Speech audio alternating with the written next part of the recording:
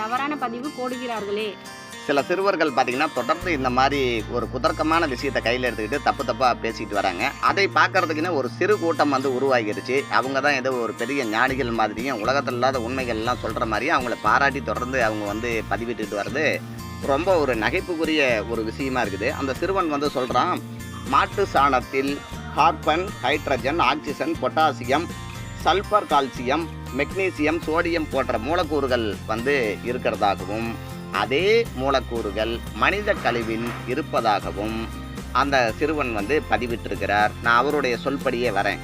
அதாவது காலமாக என்ன செய்கிறாங்கன்னு பார்த்தீங்கன்னா, இந்த மாதிரி மாட்டு சாணத்தை வாசல் நம்ம வந்து கூட்டின உடனே பெண்கள் என்ன செய்வாங்கன்னா, இந்த கிருமி நாசினியை அதை பயன்படுத்த மாட்டு சாணத்தை வந்து சாணத்தை தெளிப்பாங்க. அது ஒரு சிறந்த ஒரு கிருமி நாசினியாக பயன்படுவதால் வீடும் மொழுகுவாங்க. அதில் பார்த்தீங்கன்னா சாலை வீடுகள் இருந்தாலும் சரி, இப்போவுமே வந்து அந்த வீடெல்லாம் மொழுகி விடுவது, பசுஞ்சாணத்தில் மொழுகி விடுவது வழக்கம். அதை திருநீராகவும் தயாரிக்கிறார்கள். அது ஒரு புனிதமான ஒரு விஷயம். ஆனால் சிறுமைப்படுத்தும் விதமாக அந்த சிறுவன் சொல்லியிருக்கிறான். அந்த சிறுவனுக்கு நான் பதில் என்ன சொல்கிறேன்